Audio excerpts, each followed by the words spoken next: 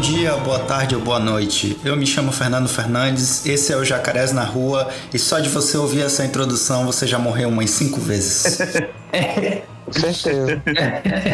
Pois é. Não sei que você seja aqueles caras que são tipo 0,001% que conseguiram não morrer no Dark Souls a primeira vez. Exatamente. Não, acho que o cara que joga a primeira vez não tem como, bicho. Não tem. Salve, galerinha das interwebs. Aqui quem fala é o Breno. E Dark Souls te ensina pra vida. Bom dia, boa tarde, boa noite. Meu nome é Lucas Pietro e eu nunca joguei Dark Souls, mas eu vou estar aqui falando merda. Que nem no Resident Evil que eu joguei só 2. Tô aqui completamente pisando em ovos aqui. Bom dia, boa tarde, boa noite. Eu sou o Rodrigo e apreciem um sol. Isso aí, praise the sun. Praise the sun, velho. Nossa. Muito bem, meus jacarés e minhas jacaroas. A gente está aqui em mais um episódio e dessa vez a gente se reuniu para bater um papo sobre a série Souls. Esse universo que é tão devastado é ao mesmo tempo muito vivo, né? Ele é rico, ele é bem intrigante também. A relação de amor e ódio com esses games e os milhões e milhões de rages. Alô, Capradimo, um abraço, hein? A lore intrigante, misteriosa, interpretativa e às vezes confusa. Na verdade, na maioria das vezes confusa. E principalmente a gente está aqui, como disse o Rodrigo, para apreciar o sol.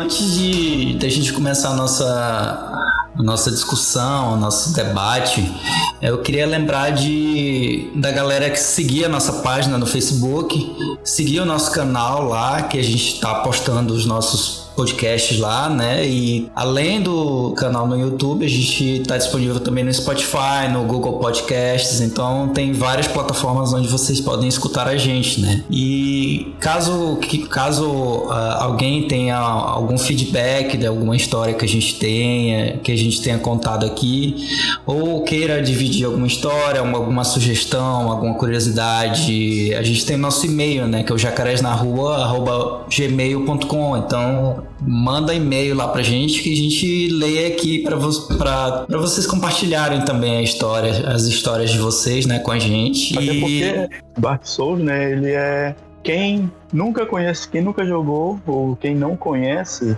não tem noção da grandiosidade desse gênero, né, que virou. Exatamente. Então, todo mundo que começa a jogar esse game sempre tem uma particularidade, alguma associação com a sua vida que faz com a história do game. Por isso que ele é tão rico e por isso que hoje a gente está discutindo aqui. Exato. De qualquer um, de todo mundo, no caso. Isso. E só um último lembrete antes da gente começar, que a experiência do podcast, ela é toda pensada para ser ouvida de fone de ouvido. Ele é pensado para uma experiência estéreo, né? Precisa se ouvir com os dois lados do fone direitinho e tudo mais. Então, quando você ouve no alto-falante do celular, às vezes você não vai pegar as nuances, as piadas, as coisas. Então, fica a dica para quem tá nos ouvindo.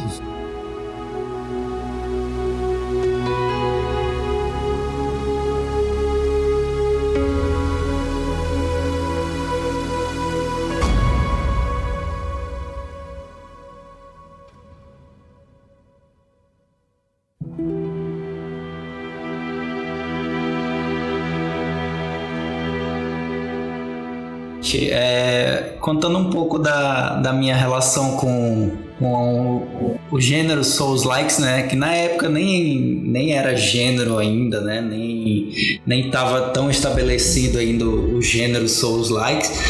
Mas eu eu comecei a jogar o Dark Souls pelo Dark Souls 2, né? Baixei ele, eu não conhecia absolutamente nada do jogo, né? E aí apareceu lá pra mim e eu falei, não, vou testar, vou baixar e vou jogar, né? Fui assim meio descompromissado, sem conhecer nada. Baixei e comecei, né, a jogar. Não sei se o Breno jogou o 2, que o Rodrigo eu sei que não jogou, né? Joguei o 2, eu zerei o 2. Então aí beleza, né? Passo do tutorial lá, passo daquele hub, né? Que é como se fosse o Firelink Shrine, né?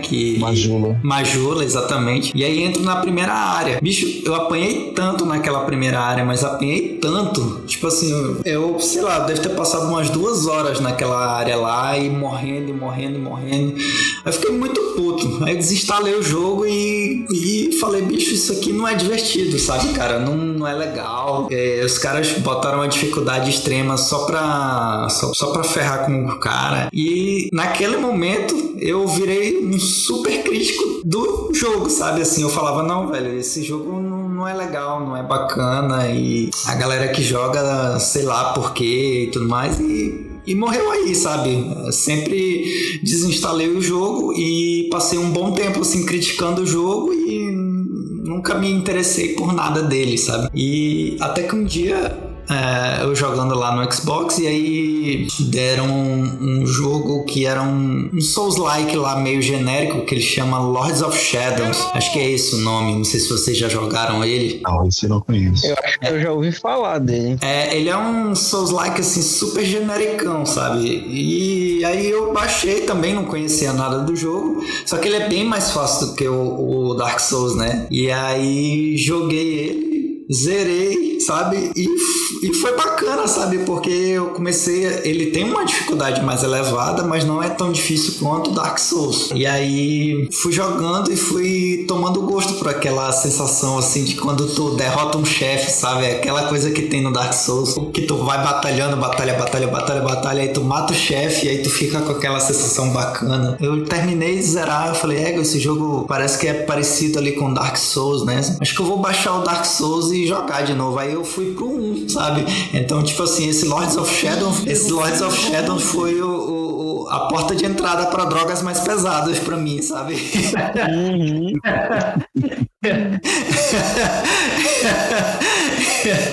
Mas aí, tipo assim, eu tomei gosto pelo Souls-like por esse jogo mais genérico, e aí eu fui pro 1, e aí, cara, daí pra frente foi só história, sabe? Comecei a jogar 1 e comecei a me apaixonar pela lore, comecei a me apaixonar pelas mecânicas do jogo, que são sensacionais, sabe? Eu acho muito bacana. O jogo o gráfico dele não é tão primoroso, né?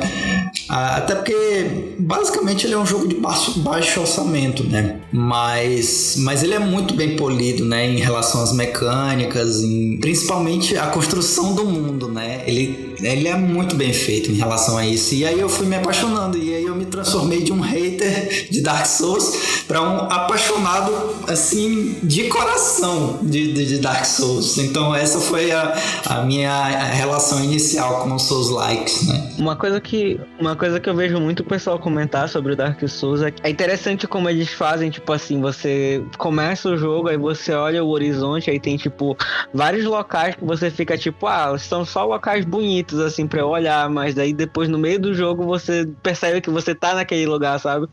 Tipo assim, você olha o lugar e fica tipo assim, caralho, aquele castelo é muito foda e tal, não sei o quê.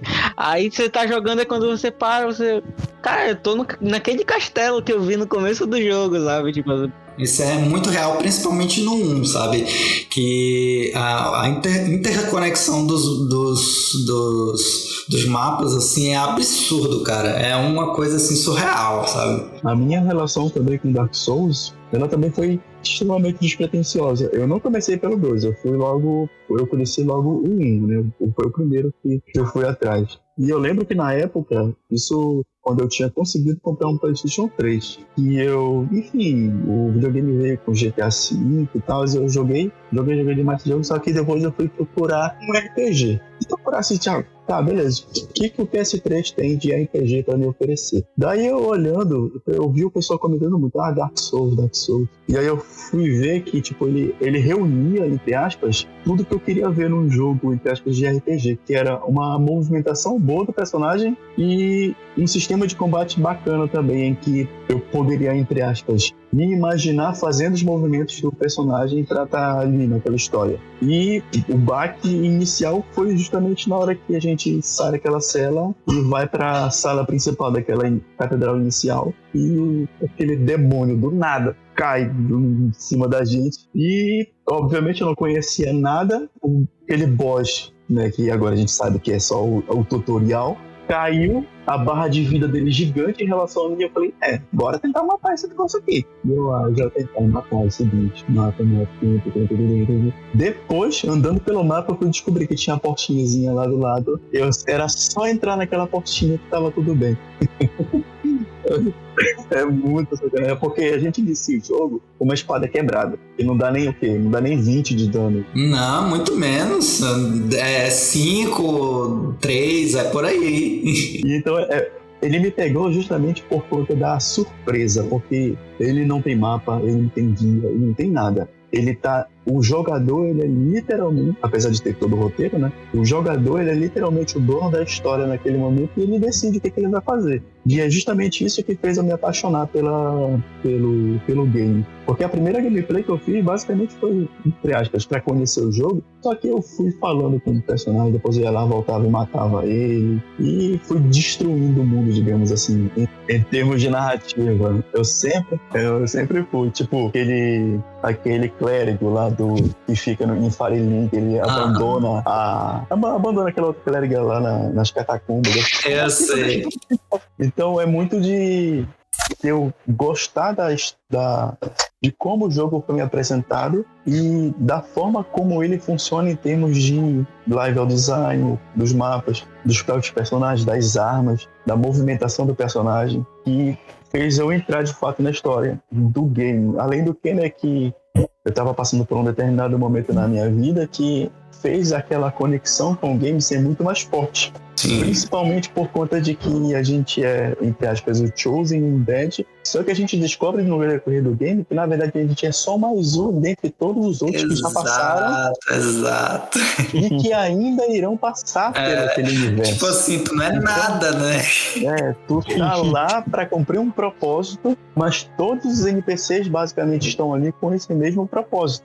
Então passa aquela sensação de que tu tá ali convivendo com uma determinado pessoal e aí aquela galera tá tentando se encontrar assim como tu. Não, isso é muito legal porque, tipo, não tem final certo no jogo. Porque, tipo assim, se tu fizer um final, vem o outro Chosen One e faz o outro lado da moeda, né? Tipo, se tu escolher reviver o fogo, né? Prolongar o fogo, o próximo Chosen One vem lá e faz a Era da Escuridão e assim por diante, né? Então não tem final certo, né? Eu costumo dizer quando eu falo com os meus amigos sobre Dark Souls que Dark Souls ele não é uma história preta e branca, ele é uma história cinza. É uma história sobre pessoas que estão perdidas naquele universo, tentando se lutar de maneira diferente. E isso é muito interessante. Foi justamente o que fez eu me apaixonar por essa franquia. E aí logo depois do 1 eu fui pro 2 e aí eu fui naquela luta também pra entender o game. Aí o 2 que o pessoal brinca, né, dizendo que o 2 é o pior da história. Eu acho que é só porque eles tentaram uma nova pegada pro game, né? Mas eu não me apaixonei, principalmente por conta da movimentação do game. O 2 tem uma série de problemas que a gente vai comentar. Eu, pelo menos, tenho uma série de problemas, assim, no 2 que é muito complicado. Assim, pra mim, o 2 foi o mais fácil de todos, assim.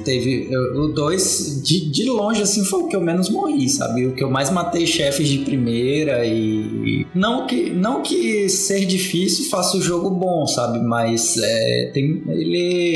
sei lá, tem muitas mecânicas... Tem umas mecânicas, assim, no jogo que eles inseriram que não são nada a ver, sabe? Mas a gente vai falar sobre isso um pouco mais na frente, Eu queria saber do Rodrigo aí, qual é o primeiro contato dele com com Dark Souls, né? Mas o começo do Dark Souls, né, comigo, cara, foi muito curioso, cara. Curioso mesmo. Só de lembrar aqui, eu dou até risada de, assim, cara, o Dark Souls, cara, era um jogo que já era pra eu ter jogado há muito, muito tempo. Mas às vezes, assim, pelo menos pra zerar, né? Ou seja, jogar do início ao fim.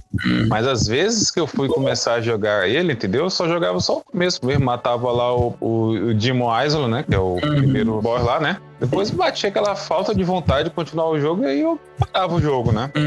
E aí, alguns meses depois, instalei o jogo de novo, fiz a mesma coisa e desinstalei o jogo né, cara? E eu pensando assim, cara, assim, rapaz, eu acho que era preciso de um momento certo pra jogar esse jogo, cara, porque eu não tava lembrado muito, não, pra falar a verdade, o momento, né, que me fez eu, assim, não continuar o jogo na época. Não sei se era questão de que eu tava com uma vida muito corrida em relação ao trabalho ou de coisas, entendeu? Mas, pessoal, é muito curioso a minha relação do Dark Souls, cara. E o assunto que eu posso puxar bem aqui, cara, pode não ter, mas a forma como foi o Breno, né, que falou aí, que se liga ao jogo, lembrou um pouco, cara, assim, de como é que foi que eu tive a relação do jogo, cara. Porque, pra começar, eu comecei a jogar o jogo pra valer, pessoal, pra valer mesmo, quando eu tava enfrentando uma depressão terrível aqui, cara. Uns 2 anos atrás. Ou seja, cara, você logo já percebe a curiosidade. E uma curiosidade assim, que eu considero uma combinação meio perigosa, cara. Uma pessoa depressiva e jogar Dark Souls, cara. Pra quem já jogou mesmo, é uma combinação um pouco perigosa, cara, entendeu? Mas aí eu pensei bem, cara, assim, cara, é o seguinte, eu tô enfrentando uma coisa terrível, entendeu? Preciso me distrair, pensar muito no que tá acontecendo fora. E aí, voltei a instalar o jogo e, cara, eu joguei o game pra valer, cara. Pra valer mesmo, né? Sofrendo aquelas insônia, né? Quando dormia muito pouco, já amanhecia, já acho que 5 ou 6 horas da manhã jogando o game. E aí, a cada vez que eu jogava o game, né? Eu não entendia muito bem a história do game. Mas não tem como entender a história do game assim de primeira, né, cara? Não tem como, Fácil, não tem como, cara. Não tem como, assim, realmente. Aí eu tive que ir pra canais daqueles caras que jogam, né? Principalmente o gênero Souls-like, né? Como o canal do Hard Plays, que é um cara que até eu recomendo pra vocês, caso eu conheci o canal do Hades por outro canal que é amigo dele, que foi do Era Games também. O Era Games. Ele depois que eu joguei a primeira vez, sem saber nada, e aí eu fui pra uma segunda gameplay, aí eu vou dar uma pesquisada. E aí eu coloquei lá Dark Souls Lore, aí apareceu o canal do Era Games como recomendado, e ele tinha lá uma playlist justamente tipo Prepare to Cry. Ele foi narrando todas as histórias de todos os NPCs.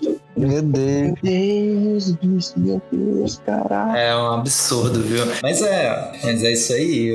A lore do Dark Souls é uma coisa maluca mesmo. Cara, apesar de ser bem maluca mesmo, cara, é uma coisa que eu acabei, assim, me identificando, cara, né?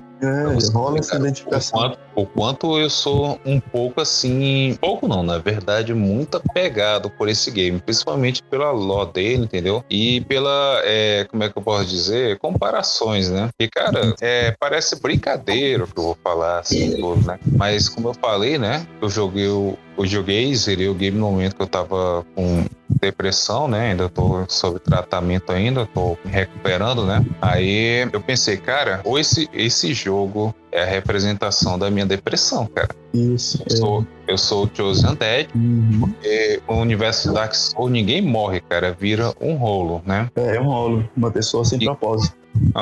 Uma pessoa sem propósito. E, cara, eu tava praticamente se tornando um rolo ali, cara. Sem propósito, sem nada, entendeu? né? Então, cara, esse jogo serviu de uma terapia. Mais uma vez eu falo, pessoal, quem estiver ouvindo esse podcast, eu prefiro não recomendar o que eu fiz, cara, que foi simplesmente jogar esse jogo, tratar a depressão com um game chamado Dark Souls, que é uma combinação um pouco perigosa, mas que serviu, cara, pra mim em muito sentido, cara, pra você ver que a importância de um jogo pra uma determinada coisa, cara, e o pessoal fica dizendo por aí que jogos deixam as pessoas violentas, deixam pessoas assim preguiçosas, né? Ou qualquer coisa de mal, assim, cara. Com Dark Souls foi diferente, cara. E assim, eu não procurei nenhum tratamento, não fiz remédio, não fiz nada, cara. Foi só jogando Dark Souls, cara. E eu fiquei jogando o jogo, curiosamente, cara. Eu não sei quanto tempo vocês finalizaram o game, mas eu finalizei o game, eu acho que foi em torno de 45 dias. A minha primeira gameplay tem 62 horas de 2 horas, né? Eu não lembro. Eu me recordo de ter pessoal 45 dias, porque cuja desses 45 dias, né? Acho que uns 7 ou de 9 dias, eu tive que viajar para Conceição, cara, assim, do Araguaia, que é uma das cidades do município aqui do Pará, né? Só para questão de continuar procurar um tratamento, assim, lá, um refúgio, assim, lá na casa da minha tia, né? Uma pessoa que eu sou muito apegado, tudo, entendeu? E enquanto eu tava lá, cara, ficava só pensando nas partes que eu passei no game, entendeu? E ficando lendo as LOD dele, né? Que todo dia eu ficava num canal do Hard Play, cara, e a cada dia eu sabendo da história, tudo, mais me identificava com o game, cara, né? Tanto que eu recomendo para vocês assistirem, né, um canal, eu não sei quem é o dono do canal, né? Mas é só vocês digitarem lá, né? A relação do Dark Souls e a depressão, cara. Do Era Games. Cara, do Era Games, né? Do Era Games. Cara, quando eu assisti aquele negócio ali, cara, pô, velho, aquele vídeo parece que apareceu no momento que eu tava realmente precisando assistir, cara, pra entender por que que eu tava apegado tanto nesse game, cara, junto com essa doença terrível, cara, né? É o poder dos games, né, cara? O poder dos games. Isso mostra muito como que o game foi construído, porque essa mistura entre depressão e Dark Souls, ele é basicamente por isso que eu falei no início que ele é um ensinamento pra vida, porque ele parece mesmo que é a gente que tá o tempo todo lutando ali pra se superar. E nós estamos lá naquele universo pra se superar, exatamente. né? E por isso que ele funciona, entre aspas, porque apesar de você estar o tempo todo naquele universo batalhando e falhando, uma hora você vai conseguir vencer. Uma hora você vai. Mesmo. E o importante de tudo não desista.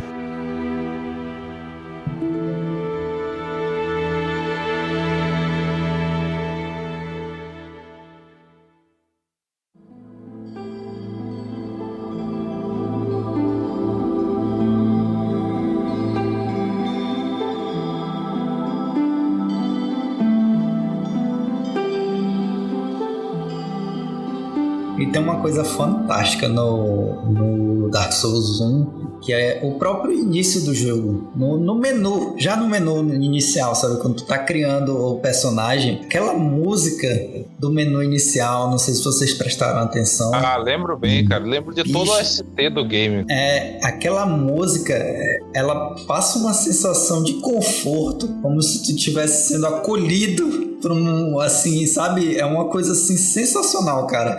E eu peço pro editor, que no caso sou eu mesmo, para botar essa música aí para o pessoal ouvir. E um dia eu tava rodando pelos fóruns de Dark Souls da vida por aí, e o cara falou: escutem essa música com barulho de chuva ao fundo.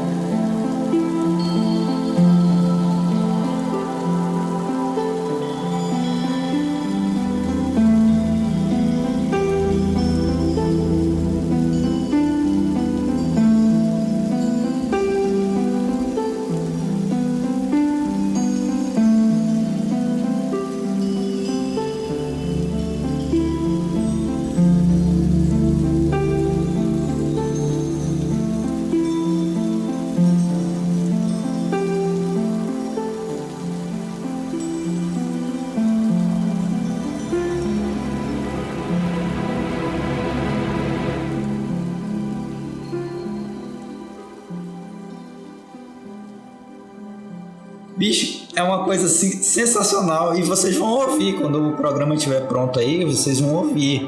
É uma coisa assim sensacional, bicho. Inclusive, pessoal, assim, outra grande importância desse game que foi assim, no tratamento mesmo, cara, também são só as músicas que são bem tranquilas, cara. Tranquilas, algumas, né? Tem na hora dos bosses, né? Algumas, né, assim. É um jogo extremamente silencioso, né? Você tá naquele mundo meio inóspito, né? Tem aqueles inimigos e basicamente é o som da tua armadura batendo ali, né?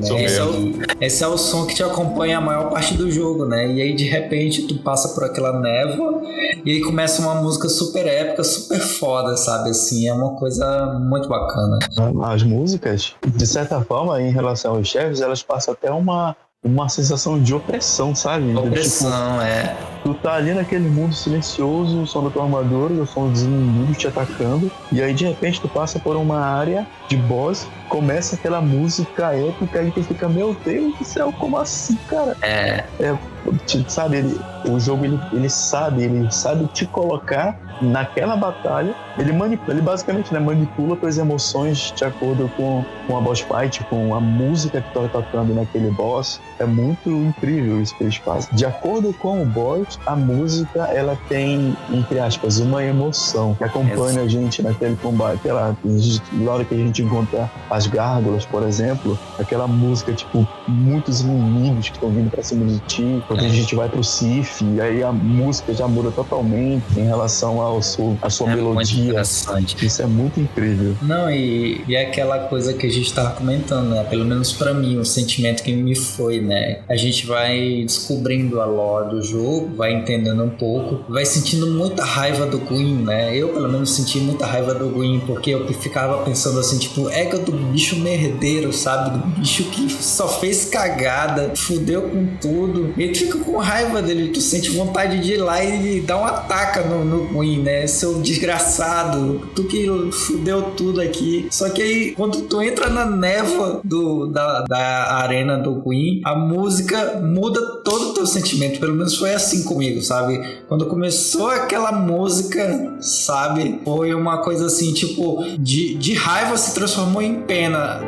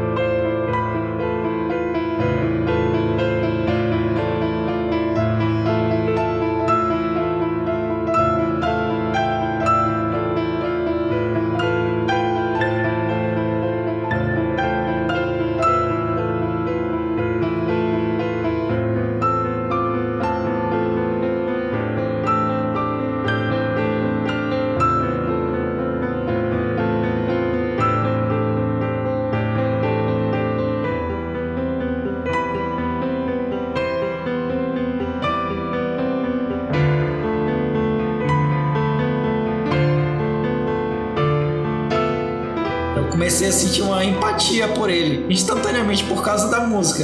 Eu comecei a ver um pouco do lado dele, sabe, da história. A gente entende porque o último ato dele como Chosen Undead foi dividir a alma dele para tentar prolongar um pouco mais a Era do Fogo. Sim. E aí, pelo menos na minha cabeça, né, eu achava que ele tinha dividido a alma dele e morrido. Quando eu entro na arena dele, que eu vejo que ele se tornou só mais um, ele foi tão grandioso. Ele conseguiu revolucionar aquele mundo. Mas depois de tanto ele lutar, ele se tornou um Hollow, só mais um daquele mundo. Eu fiquei, caraca, que sentimento é esse que eu tô sentindo agora mesmo? Não, e a música ajuda a te jogar lá no chão, né? Ele foi desenhado, né, assim, pra quem não tem experiência em lutar com ele realmente é uma luta difícil. Porque o alcance dele é absurdo, o dano que ele te dá é absurdo. Só que depois que tu pega um pouco a mecânica dele, tu entende que na verdade aquilo ali não é nada em relação ao poder que ele tinha. Ele é só uma fração, né, do que ele já foi, né? É muito incrível. É por isso que tudo que tá ali foi realmente pensado pra manipular nossas emoções e colocar a gente dentro de um universo tão imersivo.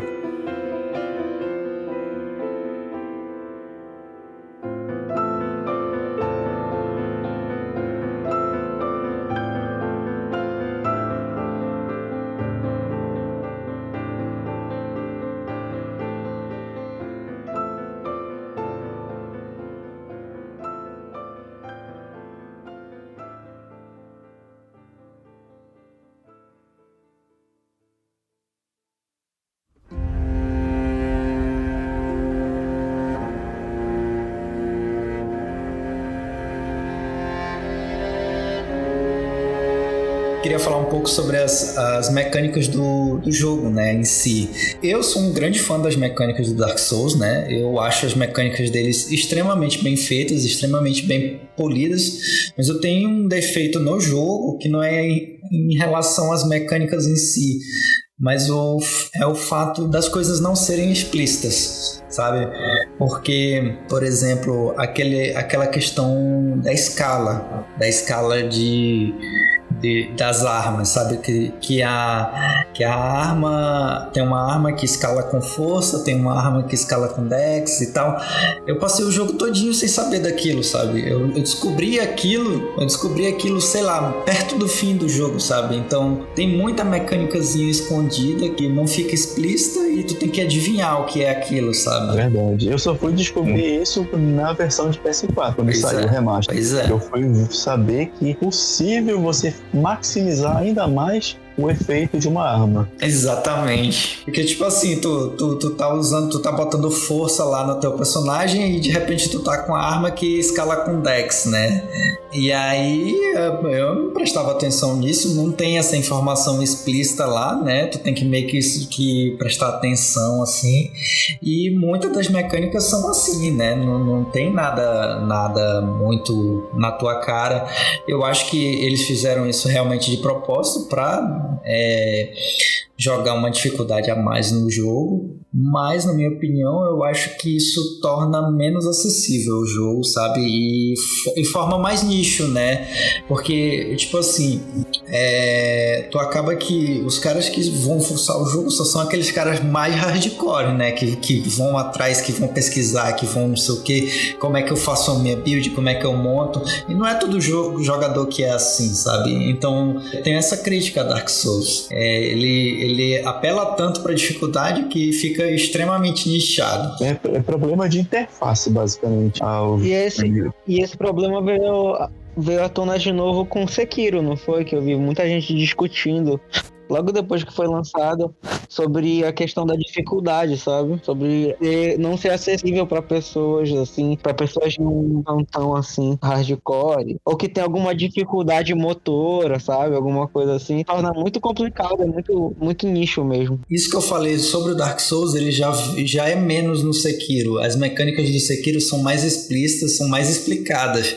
A dificuldade do Sekiro é realmente a questão do desbalanceamento entre o teu personagem e os caras que tu tá enfrentando, sabe? Tu não consegue ficar forte, né? O cara te mata com uma porrada, às vezes duas, né? E tu não tem como aumentar a tua defesa, aumentar nada, e é a proposta do jogo, né? Mas isso realmente é uma coisa muito complicada. É interessante porque, pelo menos o que eu percebi na minha última gameplay, eu tava jogando de mago, o mago é o modo easy do Dark Souls, que eu falo.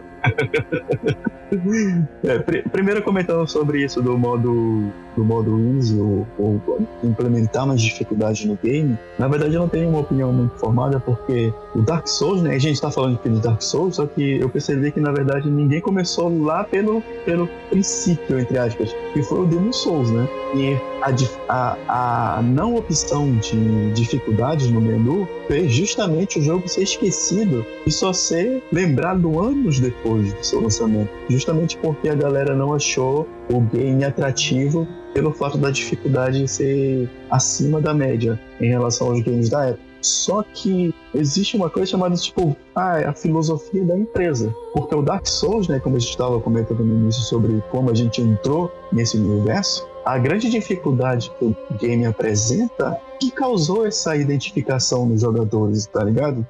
Foi essa dificuldade que fez com que muita gente se reconhecesse no game e transformasse o game num gênero hoje. Então, a implementação de mais dificuldade talvez possa representar justamente essa quebra em relação à filosofia do game, a filosofia de como ele foi construído. Só que tem outro lado que, você colocar dificuldade não vai alterar a gameplay ou quem conhece, porque o modo difícil sempre vai estar lá. Então quem é acostumado a jogar no modo difícil, que era o modo normal do jogo, vai ter a opção de escolher. Então meio fica nessa eterna briga do que a empresa vai fazer.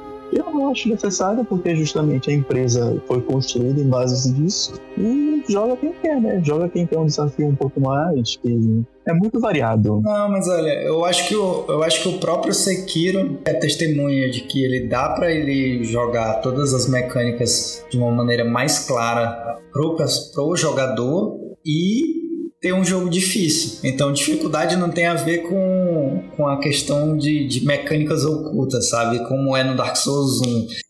E como tu falou também, a interface é terrível, né? A interface do Dark Souls 1 é terrível. Parece que tu tá mexendo numa planilha do Excel, né? Você não consegue fazer absolutamente nada rápido. Se você entrou num combate e esqueceu de equipar o item de cura, por exemplo, se lascou. Se lascou, esquece. Morre, volta. You die. Então, tipo, não dá pra entender basicamente o que eles fizeram, mas eles, entre aspas, optaram por esse design de menu e de forma de trabalhar no game, né? Então, até no terceiro, colocaram aquela outra barrinha de menu rápido e melhorou um pouco. A interface do 3 ainda é mais agradávelzinha, né? Agora a do 1... Agora do 1 não. Inclusive, isso é interessante, um comentáriozinho que eu joguei Dark Souls 1 no PS3 e tem um sistema das almas, né? Pode coletar e depois quebra as almas pra upar. E quando a gente tinha 50 almas? Nossa senhora, tinha que quebrar uma por uma. Meu Deus do céu, que coisa horrível. Eu tinha vontade de arrancar minha cara, bicho. Arrancar meu rosto de tanta raiva. Isso é engraçado porque na hora que saiu a versão remaster, eu não fui olhar como é que os gráficos estavam. Eu fui olhar se dava pra usar mais de um item ao mesmo tempo, porque ainda assim ficou... Nossa, isso melhorou 300% o jogo. Agora, uma coisa que o Breno falou sobre o Chosen One, sobre o Dark Souls 1, mas eu acredito que o personagem principal do Dark Souls 1, eu acho que do Dark Souls como um todo, na verdade, não é nem o próprio Chosen One, é o mundo do Dark Souls. Demais. Sabe?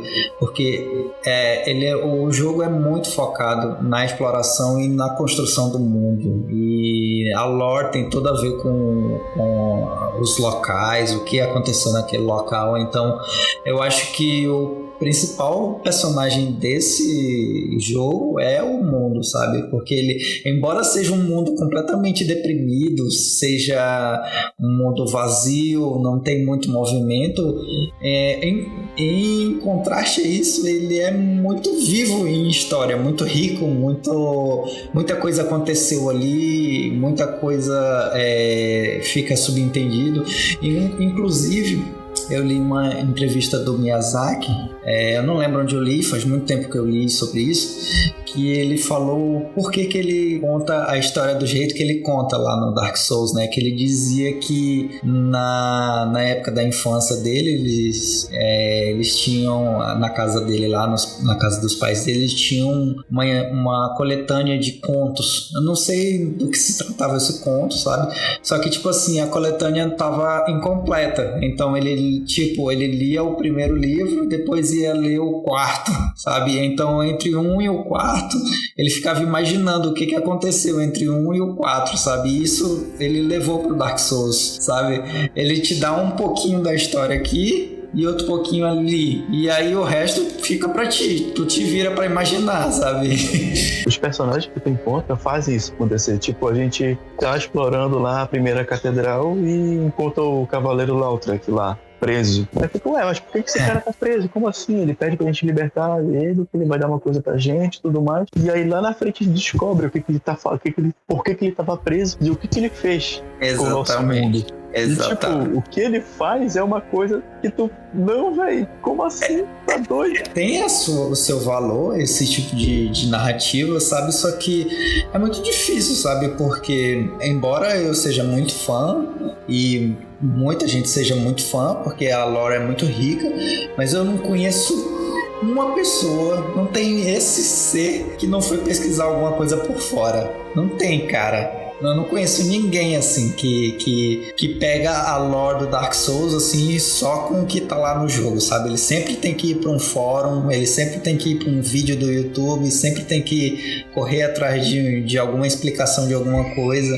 Esse ponto não desmerece o universo e como a história é contada, mas ele é um ponto de crítica justamente porque nem todo mundo vai atrás. Sim, exatamente. É muito fácil tu ignorar a lore do Dark Souls porque tu tem uma cutscene inicial, né? E só, sabe? O resto é tudo a gente que vai atrás. Mas o que é interessante sobre esse negócio aí, cara, é que eu acho que é intencional mesmo. A questão da história não ser totalmente assim no game, né?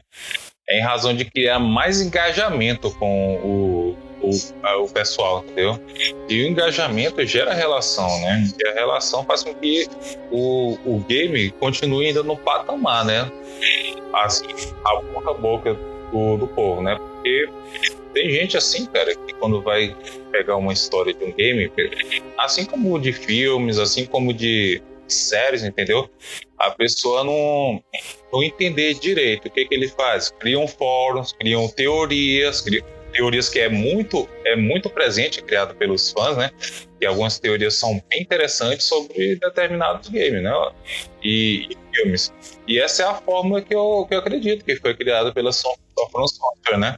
Porque, ó, pessoal, é o seguinte, coloque a história nesse jogo aqui, mas não deixe nada implícito. Faça com que, após as pessoas terminarem esse game, as pessoas interajam mais com o game em questão do enredo, para que eles criem suas próprias conclusões, seja mais interpretativo, né? A interpretação, cara, gera engajamento e faz com que as pessoas fiquem muito mais ligadas à obra. Isso que eu ia completar, que pelo menos a lore que a gente vê, que a gente vai atrás depois que termina o game, é de outras pessoas falando somente do que está no game. Você não é, por exemplo, obrigado a... Que nem Assassin's Creed, por exemplo, que você tem o jogo, só que tem o livro, por exemplo, sabe?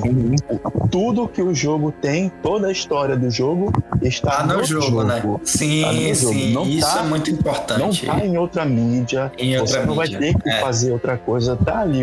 É por isso que é intencional, né? Para que fosse interpretativo, fazendo as pessoas interagirem sobre aquele universo. Isso que tu falou é muito importante, porque aí, porra, tu tem que jogar o jogo, ler o livro, ler o mangá, ler a graphic novel, assistir a série,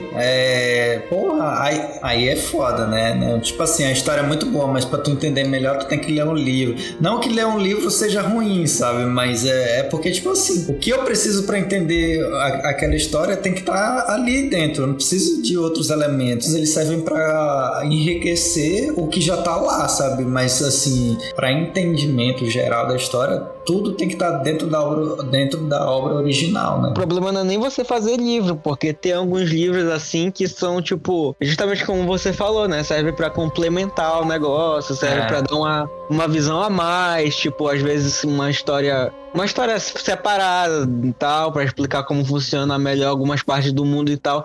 O problema é você ter um plot principal no jogo, você ter um negócio que o jogo apresenta como principal, né? E você não entender essa coisa principal por causa porque tem outras mídias, né? Pra você ter que ver. E aí, querendo ou não, você tem que pagar pros caras, né? Porque é pra isso que eles fazem essas jogadinhas. Uma coisa que eu esqueci de falar sobre quando eu tava comentando sobre o mundo do Dark Souls ser um grande protagonista, é que o level design do jogo é absurdamente bem pensado e bem planejado, sabe? Porque, pelo menos na minha experiência do jogo, principalmente no 1, né? O 2 não tem isso de jeito nenhum, e o 3 tem um pouco disso, sabe? De que tu tá andando em um mapa e aí de repente tu abre uma porta e aí tu vê uma conexão com um mapa que tu tava lá atrás. E isso acontece constantemente no jogo, sabe? Tu tá andando aqui e aí de repente tu desce no elevador, tu tá no Firelink Shrine, né? E aí assim por diante. Aí tu tá lá naquela floresta, tu entra na torre, tu vê que é a torre que tu enfrentou o Taurus Demon. E cara, assim, um emaranhado de interconexão que tu, a cada momento, pelo menos eu acho muito foda. Eu também acho muito foda, porque cria a sensação de conhecimento de que a gente está pertencendo àquele mapa. É incrível. E acaba que tu nem sente falta de um minimapa, né? Porque tu já rodou tanto aquilo ali que tu já conhece todos os seus atalhos, aquelas coisas, e pra onde vai, pra onde veio, pra onde esse mapa vai, aonde esse mapa vem. É muito bacana. Eu acho muito bacana isso. Eu brinco dizendo que Dark Souls bebeu da fonte do Resident Evil. Ele tem um backtracking gigante, né? Assim, é um grande backtracking, né? Em relação ao mapa, é justamente isso, a gente conhece o mapa, né, porque no 2 a gente não consegue fazer isso, né, porque a gente tem que viajar no outro mapa através da fogueira. Isso é muito triste, olha, porque perdeu o charme do jogo, né? Sim, e no 3 a sensação que ele te passa é que tu tá sempre indo pra frente, né, tu tá sempre progredindo, tu não tá girando no mundo, digamos assim.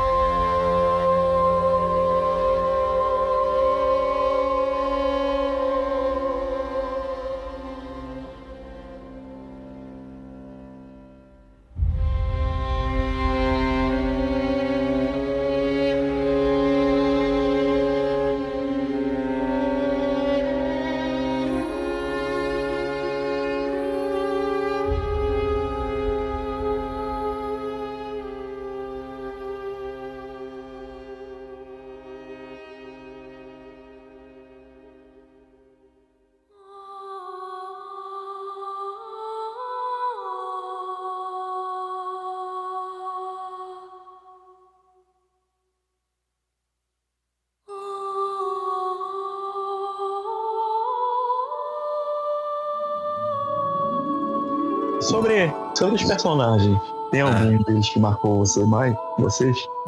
Cara... Fora o Solério, claro. O Solério é fora da curva, né? Rapaz,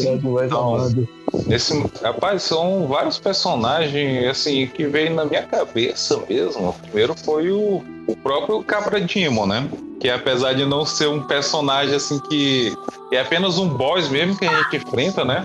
Rapaz, ele é um personagem que eu achei tão legal em razão do design dele, cara. Não sei se todos aqui já viram como é que é o design dele. E, velho, não sei qual foi a intenção do criador dele, cara. Mas se for pra meter medo mesmo, o cara acertou em cheio, se for no meu caso, né? Aí, ó, só complementando, né? Mas eu acho que de todos os personagens que mais me marcou mesmo, assim, no Dark Souls, cara, é o próprio Artória, né? Cara, ele é um personagem tão marcante, tão bem trabalhado ali, cara. A lore dele também é... Cara, dos quatro cavaleiros do Gwyn mesmo, cara, ele é o meu preferido de todos. Eu também, eu ainda mais a forte relação dele com o Lobo Sif também, né? Mostrava que ele era um dos guerreiros mais, assim, digamos assim, honrados, né? Só o fato dele, beleza, vou lá peitar o abismo sozinho, tô nem aí, foda-se, eu vou resolver essa parada. Cabra é bom, né? Cabra é bom mesmo. Tanto que uma coisa...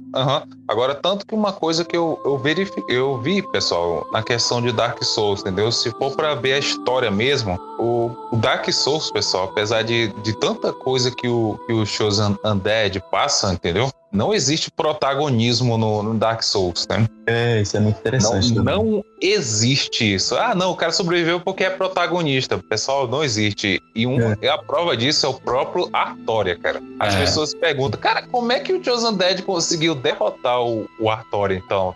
Moço, pra começar, não era nem ele ali. Exato, era só a versão corrompida. Corrompida dele. E além do mais, ele tava com um dos braços quebrado, né? Ou seja, ele tava praticamente com abaixo de 50% do poder dele ali, cara. Que se fosse o próprio Artória ali, provavelmente mais do que provável, na verdade, né? O Chosen Undead não teria chance contra ele, cara.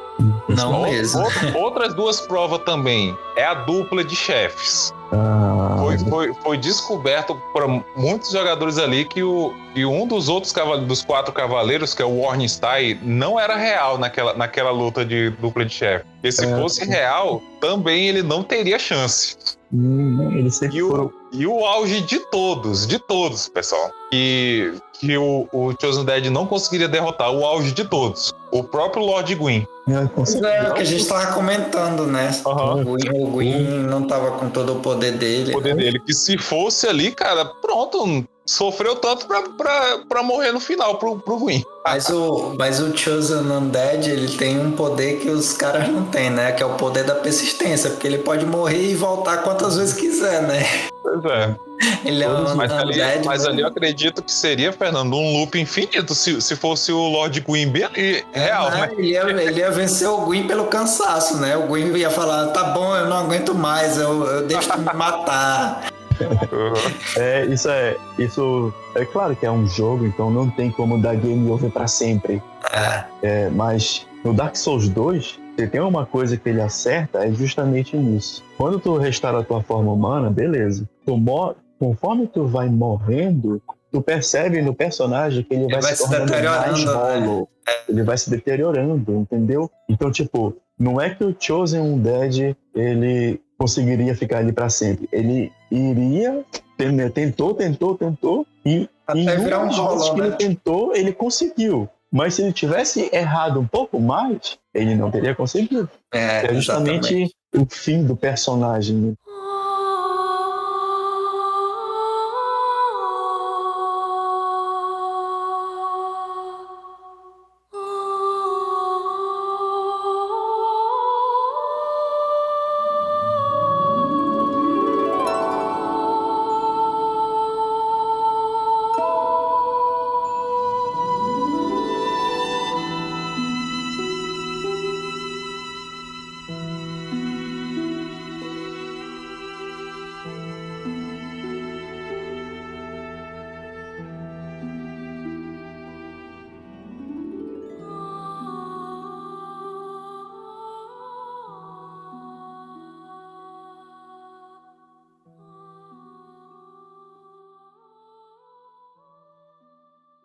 Eu tava quase cochilando aqui, que eu boiei no que vocês estavam falando. Eu tava só ouvindo no automático.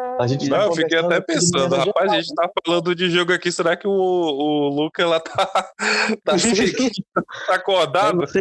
Vocês se preparem que quando eu jogar esse jogo eu vou fludar lá no grupo.